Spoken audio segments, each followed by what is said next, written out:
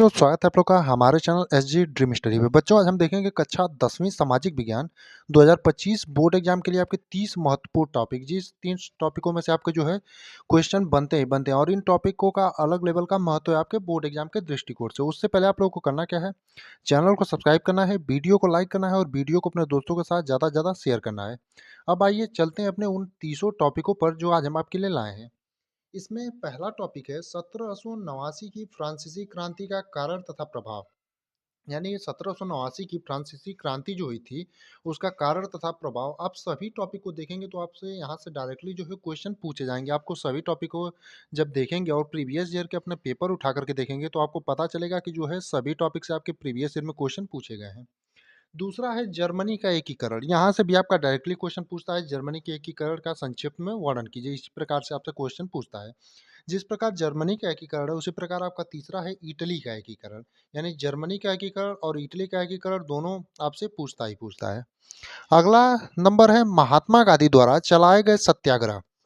यानी महात्मा गांधी द्वारा जो चलाए गए सत्याग्रह थे उसके बारे में आपको एकदम अच्छे से तैयार कर जाना है। यानी आपके बुक में या नोटबुक में आपने जो बनाया होगा महात्मा गांधी के द्वारा चलाए गए सत्याग्रह के बारे में बताया गया था, वो आप एकदम अच्छे से तैयार कर जाएंगे। इसके बारे में हमने भी आपको बताया है आंसर के साथ, तो उसको अगर आप लोगों ने उस वीडियो को नहीं देखा हो तो जा करके वीडियो की लिस्ट से उसको जरूर देखें। अगला है 5वें नंबर का महात्मा गांधी द्वारा चलाया गया असहयोग आंदोलन। यानी कि महात्मा गांधी द्वारा चलाए गए जैसे सत्याग्रह था उसी में का आपका है महात्मा गांधी द्वारा चलाया गया असहयोग आंदोलन। इसमें कारण पूछता है इसका, तो आप लोग इसको भी तैयार कर लेंगे। आप देखेंगे कि ये जो क्वेश्चन है आपके बोर्ड एग्जाम 2025 में यहाँ से क्वेश्चन 100% एकदम बनेंगे ही बनेंगे और आपका क्वेश्चन यहीं से बनेगा सब।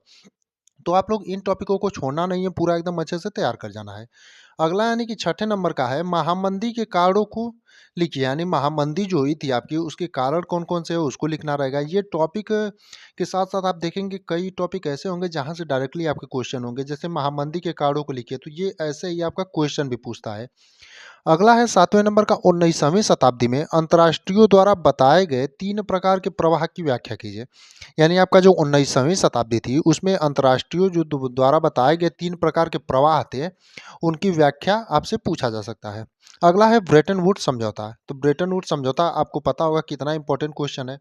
इसमें से बहुत सारे ऐसे टॉपिक हो गए जिसमें से बहुत सारे क्वेश्चन हमने पहले से आंसर के साथ करा रखे हैं। जैसे आपका 1789 का फ्रांसीसी क्रांति, जर्मनी का एकीकरण, इटली का एकीकरण और महात्मा गांधी द्वारा चलाए गए आंदोलन जो है उसमें आपका ब्रेटन वुड्स समझौता। ये बहुत सारे ऐसे क्वेश्चन हैं जिनका हमने पहले से आंसर करा रखा है। अगर आप लोगों ने नहीं देखा हो तो उसको जा करके जरूर देखें। अब अगला है आपका पहाड़ी क्षेत्रों में मृदा अपरदन तथा रोकथाम। यानी जो पहाड़ी क्षेत्र होते हैं वहाँ पर जो मृदा अपरदन यानी मिट्टी का जो कटाव होता है वो किस कारण से होता है और उसके लिए क्या रोकथाम होना चाहिए, यानी कारण तथा उसका निवारण। यानी पहाड़ी क्षेत्रों में आपका जो मिट्टी का कटाव होते हैं उसके क्या क्या कारण होते हैं और इसको किस प्रकार से कम किया जा सकता है ये आपको बताना रहेगा। अगला है 10वें नंबर का जैव तथा अजैव संसाधन। अब यहाँ से जैव तथा अजैव संसाधन भी एक बहुत ही इंपॉर्टेंट टॉपिकों में से एक है और यहाँ से आपके प्रीवियस ईयर में क्वेश्चन पूछे गए हैं, इसीलिए हमने इसको ऐड किया है।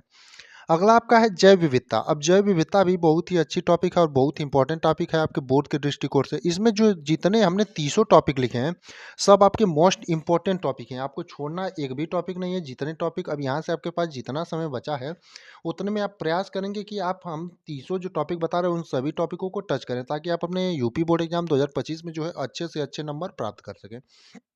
अगला है आपका मृदा अपरदन के कारण। अब देखेंगे वहाँ जो अगला ये पूछा था 9वें में पहाड़ी क्षेत्रों में, लेकिन ये जो है मृदा अपरदन आपका सभी क्षेत्रों के लिए है। तो मृदा अपरदन जो होता है यानी मिट्टी का कटाव जो होता है उसके कारण क्या क्या होते हैं इसको आपको बताना रहेगा।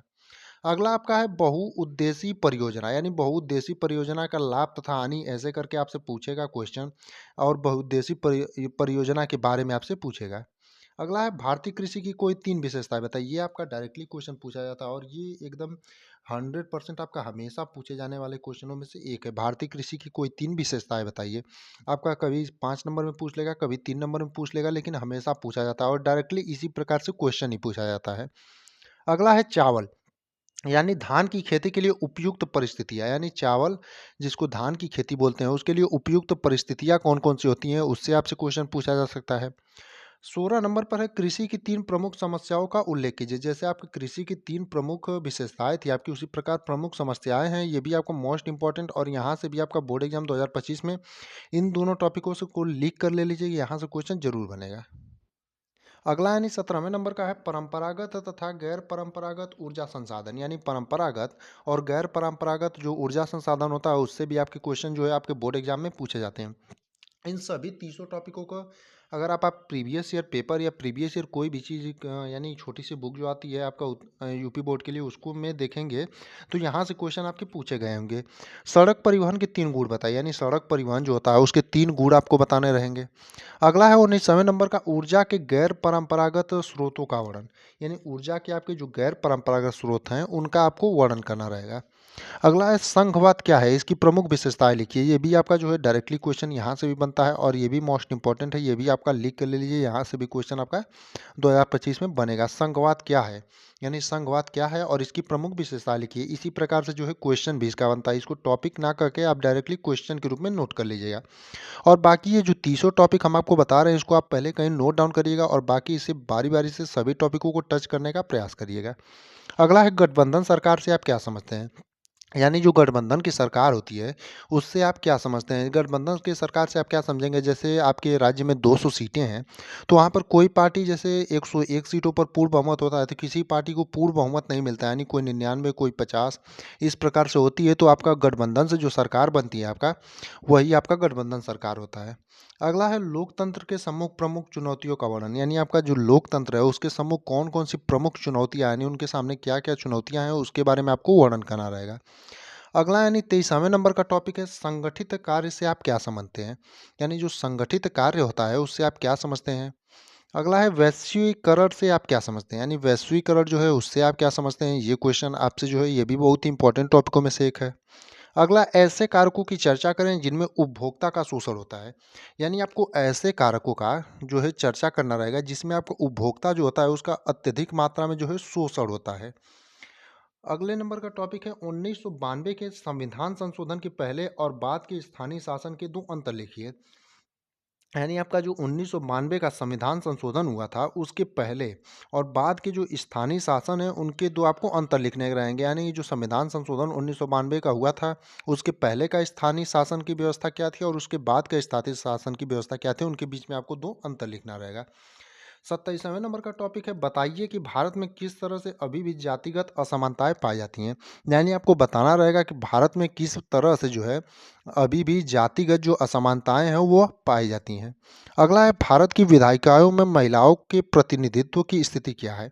यानी जो भारत की विधायिकाएं हैं उसमें महिलाओं के जो प्रतिनिधित्व है उसकी स्थिति क्या है, ये क्वेश्चन आपसे पूछा जा सकता है। अगला है यानी कि 29वें नंबर का है लोकतंत्र किस तरह उत्तरदायी यानी जिम्मेवार है और वैध सरकार का गठन करता है। यानी जो लोकतंत्र है वो किस तरह उत्तरदायी या जिम्मेवार और वैध सरकार का जो है गठन करता है, ये आपको बताना रहेगा। अंतिम और 30वें नंबर का टॉपिक, ये तीसों टॉपिक जो है आपके बोर्ड एग्जाम 2025 के दृष्टिकोण से बहुत ही इंपॉर्टेंट है, तो आप लोगों को इनको लिखना है और अच्छे से तैयार कर जाना है। अंतिम टॉपिक है कि विकास मापने का यूएनडीपी का मापदंड किन पहलुओं में विश्व बैंक के मापदंड से अलग है। यानी जो आपका विकास मापने का यूएनडीपी का मापदंड है वो किन पहलुओं में विश्व बैंक के मापदंड से अलग है, ये आपसे पूछ सकता है। तो इन तीसों टॉपिकों को आपको अच्छे से लिखना है और पूरा तैयार कर जाना है।